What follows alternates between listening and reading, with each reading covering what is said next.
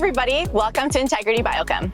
We're here in Crescent, Texas to learn how Integrity Biochem is servicing the oil and gas industry. Come on with us.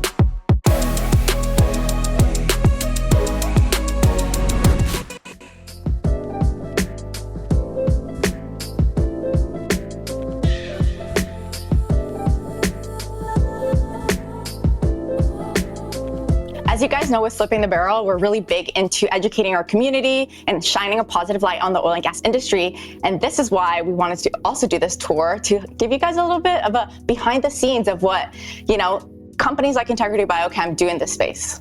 Yeah, it's been a long time coming. We've been doing Flipping the Barrel for 6 years, and it's really important for us now to really show our community things that maybe they've never seen before. And so today you're going to get an awesome tour and get to see the inside of what a chemical company does and how they produce and their labs. It's going to be really great. Their facility sits on 63 acres. They have 27,000 square feet of manufacturing capabilities, and they have 16,000 square feet of warehouse space. And we're about to show you the incredible facilities that they have on the 63 acres. Chad, a good friend of ours, is going to share all about their production, their innovative chemicals, how they're globally servicing the oil and gas industry, and differentiating their product to provide great solutions for their customers. Let's go see Chad. Hey, Jamie. Hey, Chad, great to see you. Hey, Macy. Great to see you guys. Thanks for coming to IBC. Well, I'm Chad Hall. I'm our Senior Vice President of Energy, and we wanted to show you around today. Come follow us. Great, let's go. So this is where we always like to start the tour, and this wall here represents where we came from and the evolution of the company. So IBC is a story of growth. And so this first photo here represents the original 3 acres. So this was the original office building.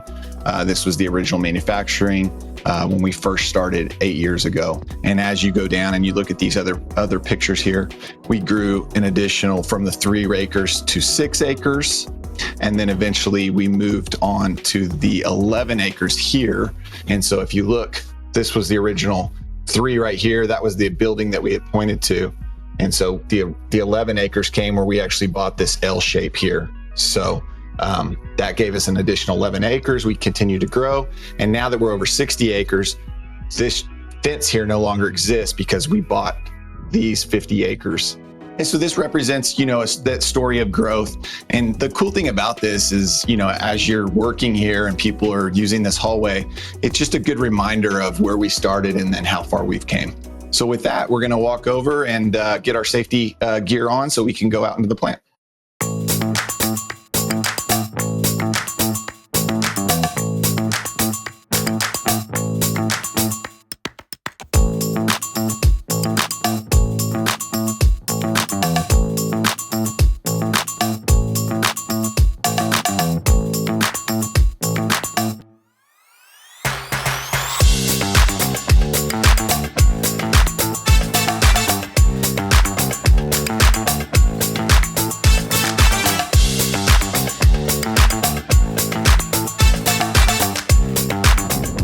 So starting here, we have 5 manufacturing facilities here in Crescent, and this is the first one that we're going to talk about today. It represents our newest and our latest state-of-the-art bio-based surfactant manufacturing facility. It's one of the largest bio-based surfactant manufacturing facilities in the U.S., and it really represents that growth story we talked about earlier of where we've come. This is a very unique molecule that our scientists invented, and it represents a whole new category of bio-based surfactants that really puts us in a space of our own. And so we're really proud of this, and it represents all the hard work of our team.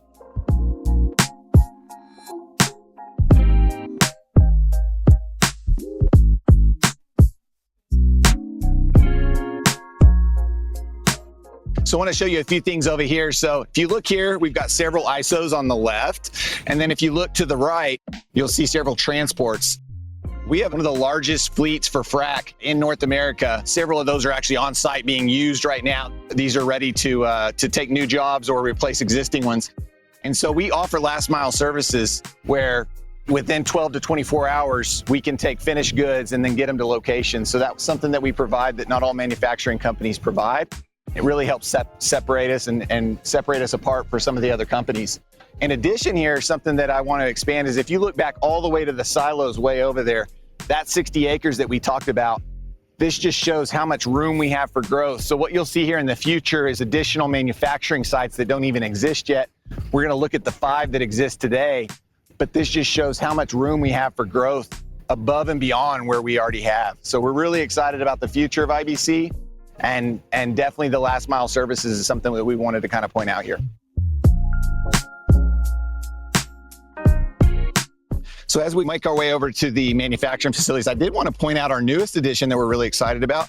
So this pad right here that you can see, this is a water well that we actually drilled that's piped to all of our manufacturing facilities. So this is a self-sustaining water supply that's going to be really beneficial for IBC. So we're really excited about that.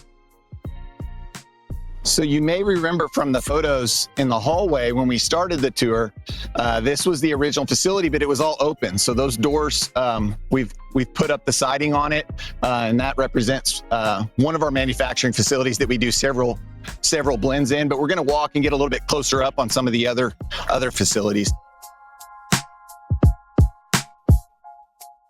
All right, so we've made it down to our surfactant performance blend area. You saw 2 of the manufacturing facility sites already. This is the 3rd one. It's called M4. And so this is where we talked about at the bio-based manufacturing facility where we put the raw materials together. This is where we put those performance blends together that really help get more oil out of the ground when we're fracking or doing re-stems, clean outs, acid jobs. All right, so we've made it to the 4th manufacturing site that you're going to see today. This is really where it all started. So this is where we actually react our biopolymer that's our molecule. We also make our clay controls in this facility here with some of the bulk storage outside, and just represents that we're actually making molecules, not just blends. All right, so we're going to walk over to our 5th manufacturing site. Looks like we've got several trucks actually loading chemical right now, so we're just going to be careful, stay out of their way. Just follow me. You'll see here to the left, this is actually our scale. Everything that comes in is going to get loaded, and then everything else out is going to get loaded. So we know how much product was actually used, how much product's leaving our facility. So we always know exactly how much is going out to the decimal dust. It looks like we got a truck loading some chemical right now. So this is an ISO, probably some iron control or scale control. This is that M3. It's the 5th manufacturing site you're seeing today. These are jacketed reactors. So we talked about our clay controls. We talked about our surfactants. We talked about our bio-based surfactant manufacturing facility. This is where we do all our iron controls, all our scale controls, some lubricants, a catch-all for a lot of different chemistries beyond the clays and surfs. So the jacketed reactors give us a lot of flexibility and options to where we can manufacture different chemistries. Okay, so we made it to our oil and gas lab facility. So we want to go in and look at all the equipment that we use to qualify different oils, different rocks, where that customization really starts to happen. So come on in, let's take a look.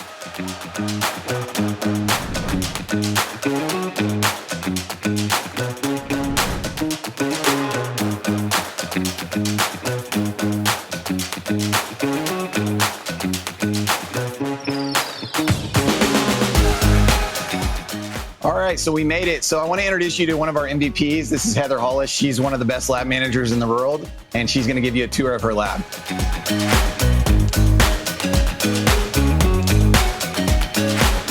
I'm excited to tell you what we do in here. This is our industrial lab where our teams of scientists test and validate IBC's oil-filled chemistries. Each formulation is designed to do more, enhance oil recovery, reduce risk, and get the most out of your frac. Our designs are distinctive, innovative, and they focus most of all on field performance. Here we have 2 groups of scientists. Our technical service team works with our customers to determine what are the best chemistries for their upcoming jobs based on site-specific samples of oil, water, and cuttings. There's too many variables in the oil field for it to be a one-size-fits-all approach, and that's why IBC has such a wide breadth and depth of products to address different concerns and conditions. And if the right product doesn't come out during our testing, we just come up with something new, and that's where our R&D team shines. They come up with new and innovative products that meet the needs that aren't being addressed elsewhere. That may look like synthesizing a new molecule, coming up with a performance blend, or even designing a new test methodology that isn't currently available, because we make our decisions here based on data, not assumptions or guesses. When we come up with a new formulation, it's evaluated for stability, performance, compatibility, and physical properties. This looks different from product to product. For instance, our surfactants are evaluated using our tensiometers for surface tension and interfacial tension properties, whereas our clay controls are evaluated using capillary suction time and fines mitigation via roller oven. Other testing that is overarching is our flow loop and our demulsibility testing, which combines multiple chemistries in one system.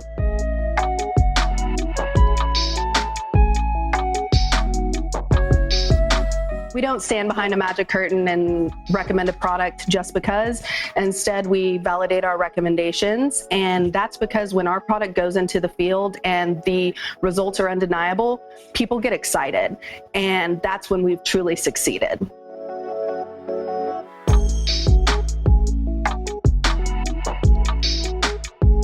And now we're going to head over to our other lab where we house all our analytical equipment.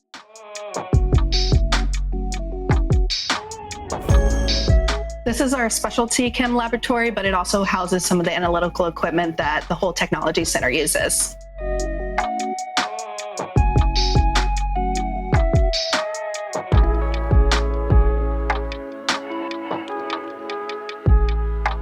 This is what some people lovingly call our acronym room, but I think it's a visual representation of IBC's dedication to research and development and being on the leading edge of technology. In here, we have an NMR, an FTIR, an HPLC MS, and a GC, all of which is used by our scientists for each new and innovative product.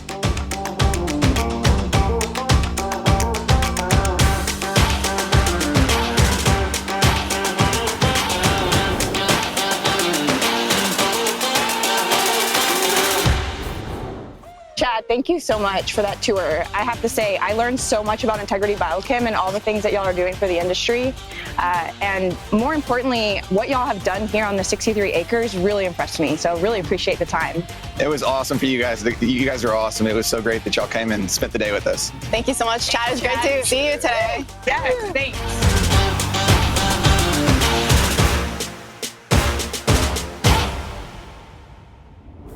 Welcome back to another podcast with Flipping the Barrel. Today we're at Integrity Biochem, and I have been waiting for this moment to bring Chad Hall back onto the podcast. If you are a real OG of Flipping the Barrel, then you know that Chad came on when Massiel and I first started 6 years ago. At that time, he was working for a different company, but he's still the same Chad, and he's the guy that introduced me to the oil field. So I owe so much to you, Chad. Thank you so much for joining us today. Thank you so much for coming. That's very nice of you to say, Jamie. You've always been a great friend. So really appreciate you guys coming out today. And look forward to having this conversation.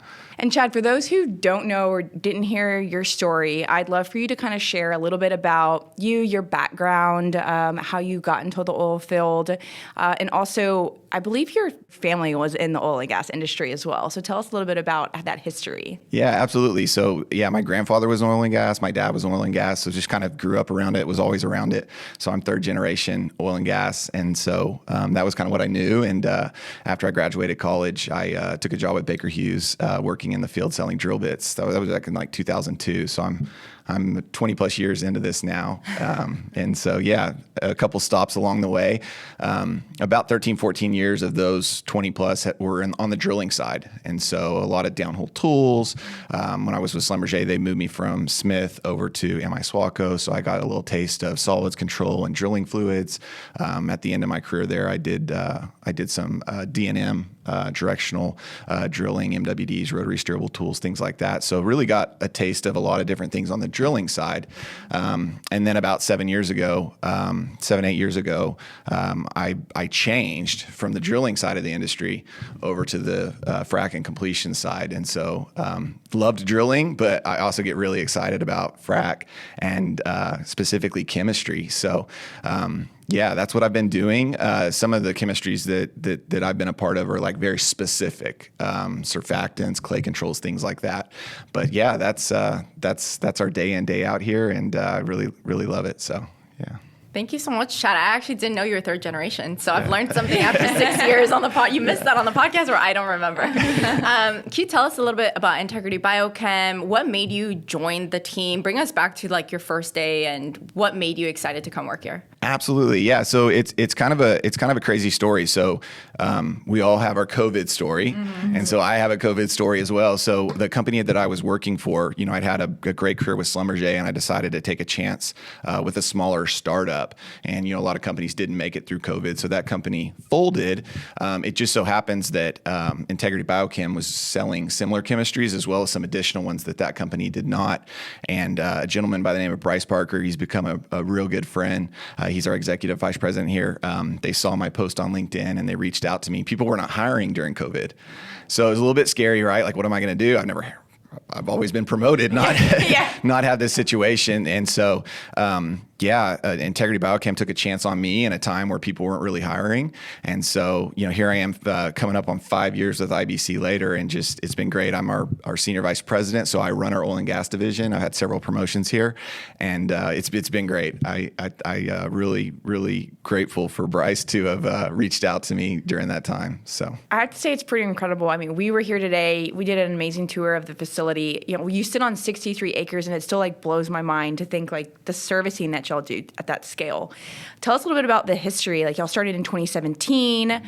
So then you got on like a few years later, but you've been able to see the facility really progress and grow. You even showed us pictures in the hallway of like, it was like this like desolate place. And then all of a sudden it's like more and more, and y'all kept grabbing more acreage around here in Crescent, Texas. So tell us a little bit about that.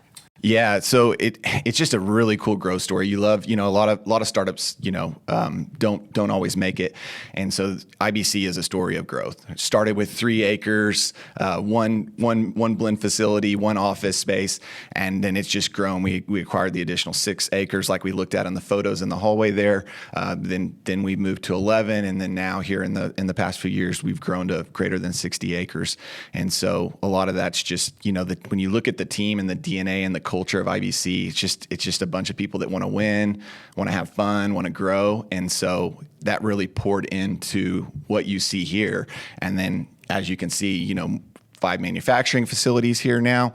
We just have a partnership in the Netherlands, so we're going global. We're talking to partners to service the India and Asia markets. About a year and a half ago, we laid concrete in Evanston, Wyoming, to service the Powder River Basin, the DJ Basin, the Uinta Basin, and the Bakken. And so we just keep reinvesting the success that we've had back into the company. And so, it's great. Wow. Yeah. When you showed us just the history of it, it seemed like a company that's been around for 20 years. But when you said you started in 2017, just all of the growth, the facility growing, it seems like in a short period of time, you guys were really able to capture the market, and, customers are definitely happy with it because that's where growth comes from, and just bringing on great people. Tell us a little bit about, I guess, when you talk about chemicals in the industry, there's just so many. They're kind of sprinkled throughout the life cycle of the well, et cetera. Can you tell us where you guys play and maybe some of the products or chemistry that you guys do? Absolutely. That's a really good question, because the chemical industry is really interesting when you break it down, right? There's like different types of chemical companies. Some of the chemical companies out there, they're just manufacturers of raw materials, and that's what they do, and they do it well. Other companies are more commodity chemicals, and those are needed. Like, there's certain applications that just need commodity chemicals. If you look back to our team and that DNA that I was talking about, our entire C-suite comes from Magnablend and a deep history of understanding the chemical business. And so that knowledge really helped us. And so when they started IBC 8 years ago, we're going into year 9. It was just 2 days ago was our anniversary. They wanted to do something not on the commodity side. So I kind of described the manufacturing type companies. You have companies that are commodities. You have companies that just put blends together of other people's. IBC is sort of a sweet spot because we manufacture some of our own innovative raw materials. We make our own performance blends. Some of those include our unique raw materials. Most all of them do. And then we also provide last mile services. So a lot of those manufacturing companies I was talking about, like the bigger ones, they don't have that. So, if you need chemistry, it's oil and gas. You need it now. We're able to, from our Crescent facility or our Evanston facility, we're able to get almost anywhere in 12 to 24 hours. And so that's needed to be able to service the oil and gas industry, because it's just always, that urgent need for something. So kind of that sweet spot of where we're doing a little bit of everything really, really well. And that allows us to really, just grow in the space. I have to say, one of the things that you mentioned while we were on the tour was just in very layman terms how your product works. And what really resonated with me was when you talked about baking a cake and like making mixes. And it really, like in my mind, I was able to put together how the product is associated in the field and like where it goes, and how it forms. Tell us a little bit about that and share with our listeners that analogy. Yeah, it's kind of a fun analogy because it works, right? Even if I was talking to my daughters, I can kind of explain it that way. So, a lot of chemistries are blends of multiple different molecules, right? And so what we do at IBC is we have some IP and some patent, because we wanted to do innovative stuff. We wanted the commodity space is well taken care of. We wanted to do that. And so the way it's kind of described is that we make chemicals that are like the flour or the sugar. But then we also put those raw materials in with other molecules to make the cake, as the analogy sort of that we go through. So we're manufacturing both, the flour, the sugar, and then we're making these, cakes for the molecule as the analogy goes. And so I think that's really unique, because then when someone's buying from something from us, it's going to have molecules in it that only are made here and are under our IP. And so that really provides that sort of innovation that people are looking for. And the whole goal of the things, the main chemistries, the products that we put out there are really around two categories as well as a bunch of others, but like the two primary categories, if you were to really look at it. And when we put the whole thing together and make the cake, it's one category could be classified as surfactants, and then the other category could be categorized as clay control.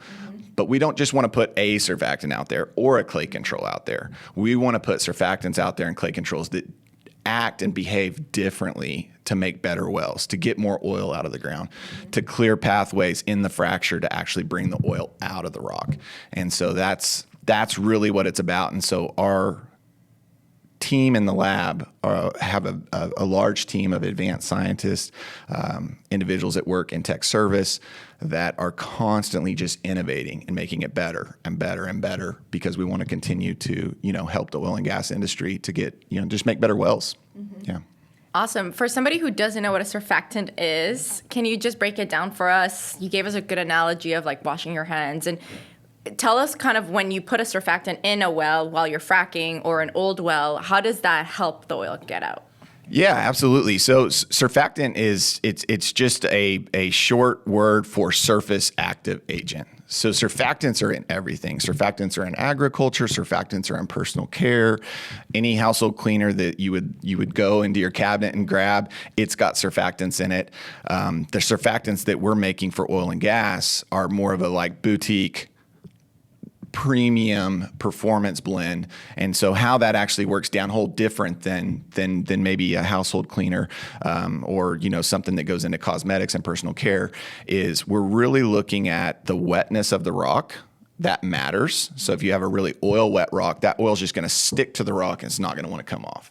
So if you use a surfactant, it's going to wet the surface and make the rock more water wet or mixed wet, which allows the oil to come off the rock. And so in addition to that, what surfactants also do is they lower the interfacial tension. So the interfacial tension sounds like a crazy word, right? And it's like, what does that mean? And so the lower your interfacial tension, the better. And so we'll do tests, as we saw in the lab with the tensometers and the spinning drop tensometers and the pendant drop tensometers, different ways you can kind of measure that.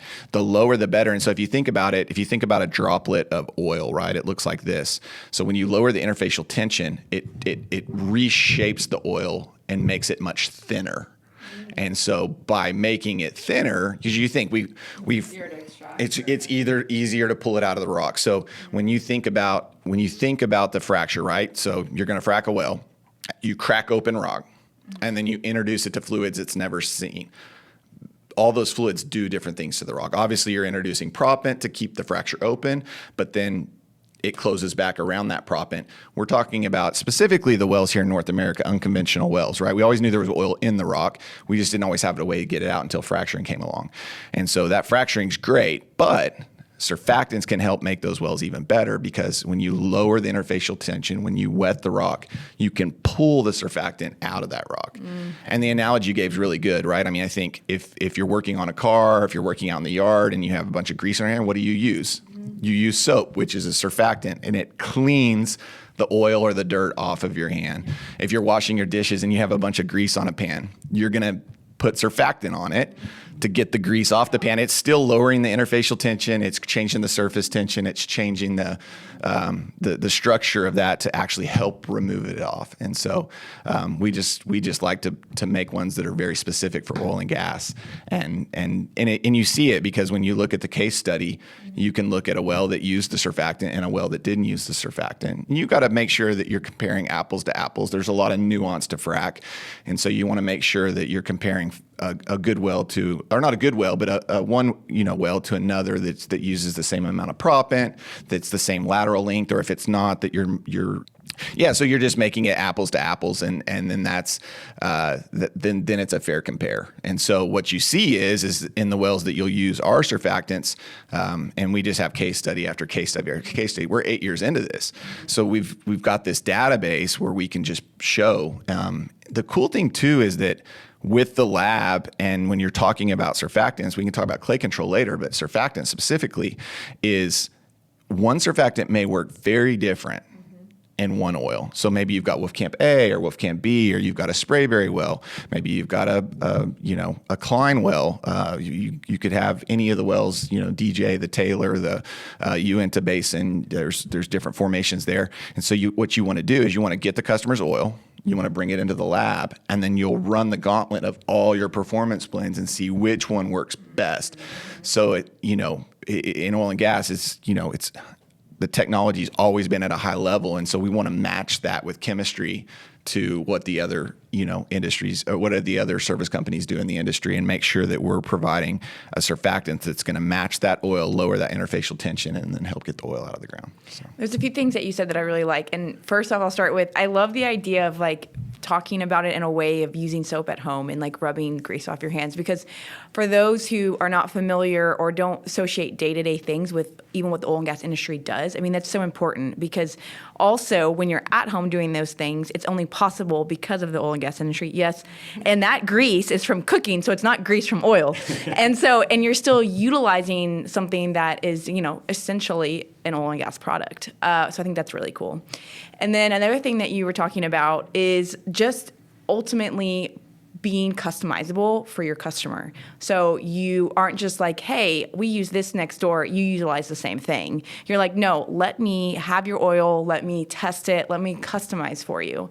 So with that said, how do your customers react? What's it like? Because I know, just being in the oil and gas space, that chemicals sometimes come across like the magic. It's magic. So it's I really can't see what's happening down hole. So you try your best to showcase it with the lab. But tell us a little bit about overcoming some of those hurdles that your customers might think or see. Yeah, that's 100% real. So that's that is the objection that you'd get, right? That it's snake oil is what sometimes people will say. I think, a lot of things have happened. The original, surfactants, when you look at, even the droplet size, we're talking about nanodarcy rock, right? So some of the original microemulsions were 60 nanometers. That's not going to fit in the smallest of pore throats or natural fractures.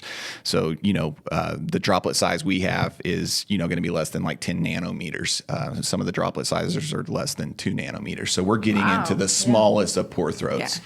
So and just for those who don't understand, that's probably not visible to the eye. It's so tiny, it's not visible to the eye. So when you're talking about nano, for those who aren't aware, it's so small you need a microscope to see the... Exactly. Yeah. And so, it doesn't matter how low you can take the interfacial tension of an oil or what your contact angle is in terms of wetness of the rock, if that molecule can't actually get into where the oil is. So there's a lot more science around it, and it's complicated, but I think it's what we do. It's what we do every day. And so, 8 years in, we've learned, we know a lot of things. And then that innovation piece of just continually innovating. A lot of the recycled waters people are using, it's becoming, more and more brines. So it increases the TDS, total dissolved solids. There's lots of divalent ions in those waters. So a lot of surfactants don't like those. So we're commercializing an entire brine tolerant line to take to the industry, because we've seen people move from freshwater fracs to produced water. So it's a good thing. You've got all that. What are we going to do with all this water? Well, let's just reuse it in our frac. Cool. But then the chemistry might have to change. And so we're always just innovating and being ready for that. So that's going to be really cool. Yeah. That's so sustainable as well. With the water situation, especially in areas like Midland, you don't have access. And really, honestly, we shouldn't be using the fresh water. We need to use all the water that's produced. So if you can create something to help support that, and that just is such a huge step in sustainability. So it's really great to hear that y'all are working on that. Yeah, and honestly, when I think of sustainability, I always think of Integrity Biochem, just because of your brand colors and just the look and feel that you've always came across. Was you also want to be environmentally friendly. And I think you had mentioned you had some chemicals where, like, you use them in skincare or, product for us. So it's like, I think you had said, like, it was like almost like flour, like you can eat, like, I don't know, but it's like biodegradable and stuff. So it's like almost everything you're doing, you're still taking care of the environment. So I think it's really cool.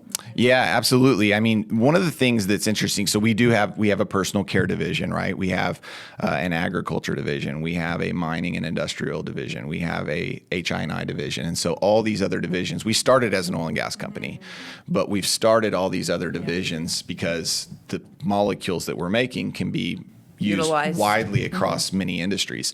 And so the cool thing about that is we've always had the molecules that we're working with, our IP is bio-based. And so there is a sustainability value prop and play there. In oil and gas, one of the things that we always had to be cognizant of is that green hasn't always mattered in oil and gas. So you have to lead with performance. You have to lead with performance. And then if it's too expensive, people just aren't going to pump it in oil and gas, right? So you've got to hit a cost point. And so we made the technology not because it was green or that was what we led with. We made it because it was better. We made it because it hit a cost point that maybe someone else couldn't hit. So we hit those two markers, and that was the focus. But then when you think about it, it also has this very complementary benefit that maybe in some other industries is more important. Obviously, cosmetics, it goes on your skin. It's becoming more and more of a thing, right? To replace synthetics with bio-based chemistry. We've got that checked. But back to oil and gas, it wasn't something that we necessarily, led with, but it's absolutely there. And I think the world's going to continue to go that way. But at the end of the day, it has to perform and it has to meet a certain cost point. So definitely, we know how that works. Tell us a little bit about, so you talked about the surfactants, and then you had like the clay control. Tell me a little bit about that. Yeah, so clay control is really what started the company, and then we got into surfactants as well. But the clay control also all revolves around our biopolymer and our IP.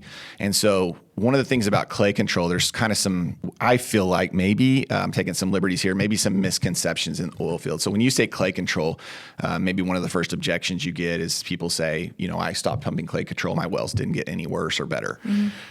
And what they mean when they say that, and what some people don't realize, is that clay control can be KCl, it can be choline chloride, it can be just salts, right? And so salts are very effective at dehydrating clays so they don't swell. So we talked about cracking open rock, pumping a bunch of water and propping into it, and it comes back.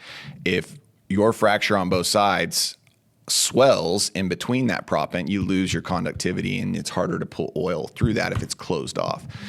But the thing in North America is that when you look at XRD, X-ray diffraction, and you look at the actual composition and mineralogy of the rock, you don't have a lot of clays that swell. So some of the types of clays that swell are like smectite, mixed layer montmorillonite, things like that, that you would see in the composition would swell. We don't have a lot of those. Or if you do, it's in there at a small percentage. So swelling is not necessarily the problem. Now, internationally, there's definitely some places that have bad swelling, and there's good chemistries. We have some chemistries that are very effective for swelling as well. But where we're differentiated here in North America and where we really are able to differentiate with our unique biopolymer, the mechanism is very different than a salt that dehydrates clays. The mechanism in which it works is it's called a polydentate encapsulation. So what is that? I think about it like, and I'll use another silly analogy. It's almost like a little squid or an octopus, right? So it's a linear assemblage of monomers, and then on the backbone of that, you have all these like little squid-like tentacles. And so those will grab very specific sites on the clay and encapsulate them. So when it does that, it keeps them from falling apart. And so what that is, so there's swelling clays and then there's migratory fines. And so what we want to make sure is that if you pay $10 million to frack a well, one, you pump a good surfactant to bring the oil out of those fracture networks, but that your fracture networks aren't plugged with fines. So we were talking, just the other day, another analogy is, if you have a cookie and it crumbles all over the place, you would encapsulate that to where it doesn't crumble all over the place. Because the problem too is the smaller the fines, the worse, because that's what's going to clog things up. And so all in around your proppant, you can lose all of your conductivity just plugged up with fines. And so similar to like what we were talking about surfactants, give us your oil, let us come up with a customized solution for you. We do the same thing. Give us your rock. So we have these roller ovens. It looks just like a hot dog at 7-Eleven that's rolling around in an oven, replicate the reservoir, and we'll roll that, and then we'll actually measure the size of the cuttings to see how much fines fell apart. And you can just look at their blank, and then you can show the customer, if you don't do anything, you're going to have 20% fines, 50% fines, 60% fines. And then you can do the same test with our chemistry that's unique and differentiated and show them that if you were to use our chemistry, we can decrease your fines by 50%, 60%, 70%. And so when they see that, it's just like, oh my gosh, I need to use a clay I need control. to try this. Yeah. I love it. So That's awesome. I think so we had talked about old wells and the importance of really maximizing the production out of those old wells. And you had shared with us a really good post about a gentleman just talking about the production in the US and how most of the production that we're using today, it was coming in the last few years because we're fracking so much in North America, et cetera. But there's all these wells from 20, 30, 40 years ago where there's a decline in production. Can you tell us a little bit about that? And just you mentioned you do see that a lot. And there's that misconception of they're not producing the old wells the way they should because we're all focusing on the future and on the wells. But at the end of the day, we need more oil and gas, and going back to the past is actually maybe where we should be looking. I love that. That's really good. I mean, and 13.5 million barrels a day is generally what we say, right? And of that, you nailed it. The wells from the last 2 years, 55% of that 13.5 million come from wells that are 2 years or younger. So that means 3 years to 30, 40, 50, if they're still, make up the other 45%. So it's real, right? We frack these wells, we pay a lot of money, and we get most of that oil in the first two, in the first year to 2 years. I've always been taught and had a really good mentor at one time that explained to me early in my career on the chemistry side, the very best time to use any chemistry really is in the frack, because that's literally the time where you touch every crevice of the reservoir when you're fracturing the walk. But the same surfactants that you can use in frack that we just talked about during this podcast can be used on existing wells. So it's a really good question because,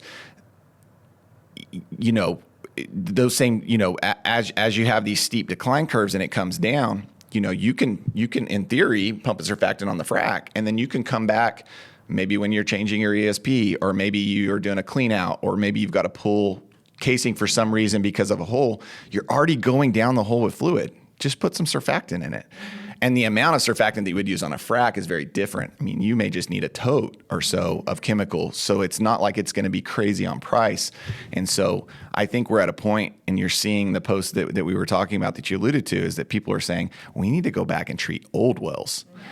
And so that same customization, that same give us your oil, all that still applies, but it's totally possible to start doing that. But I think when people, are talking about it, let's go do thousands of wells, not just one or two. Yeah. So tell us, Chad, and we talked a lot about the surfactants, the clay controls, and now looking at the future, looking at this problem that we need a solution for, where do you see Integrity Biochem fitting into that mix, and how do you see the future of y'all's growth?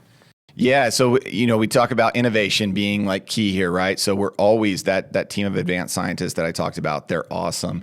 And so we're always looking at what new molecules could we make? And so a lot of that's secrets that we can't share on the podcast, but there's some really cool stuff coming out. And so we're really excited to, move along and do things, our iron controls, our scales, our clays, our surfs. We do those every day, and those are really, really cool. But the next step is continuously innovating. I think right now we're very dominant in the frac space. And I think that this re-stim and this, all the majors are talking about it. Like it's here. We're finally going to do EOR. People have been talking about it forever, and no one ever really goes and does it. They're all talking about it. A lot of them are talking to us about doing it with them, which is cool. But I think that as IBC and the role I sit running our oil and gas division is I've got to look at what else can we do. So we're looking at chemistries for drill outs and completions. We're looking at always have a soft spot for drilling. So, there's a lot of chemistry used in drilling fluids. A lot of that's kind of commoditized, and you can only do so much there, but we're looking at some cool things. There's an anti-accretion ROP enhancer that we're talking about that makes the drill bit faster. Know a little bit about that. Like Jamie and I's So, always going to be looking at that. And so there's some cool things we get on drilling. And then I think, why stop at upstream? Yeah, there's chemicals there's used in tons. midstream. Yeah. You got to move oil and gas from point A to point B, and then downstream, all the refineries. There's so many chemicals used. So we have really reinvested everything that we've built into this facility that you guys saw today, but also in our people, because the people are key, right? And you see all the good companies; they have good people, and so with that, sky's the limit. We don't have any rules or red tape that has to be cut. We have an amazing C team that tells us go and do go it. build it Yeah. and tell us what you need. awesome. So yeah. No, we love it. I think the proof is in the pudding, of seeing the growth over the last 9 years to where you're headed. It's really exciting. And the fact that you also diversified and you're in so many different industries, it's really cool. We thought that was really awesome. Yeah. So thank you so much, Chad. We learned a ton. The tour is amazing. Make sure you guys check it out. Where there's a full tour of Chad taking us through the entire facility and telling us a little bit more in detail all the things that you mentioned today, and really going through the machinery and the lab, the different things, the tests that you guys do, et cetera.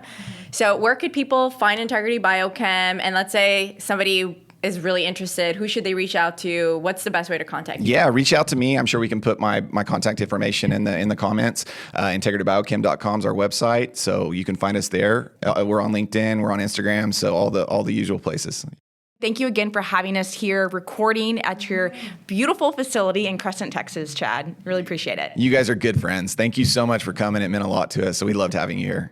Thank y'all so much for listening and tuning into this episode. Please like, subscribe, leave us a comment. We love to hear from you. And of course, you can always reach us at flippingthebarrel@gmail.com, and we'll catch you on the next episode.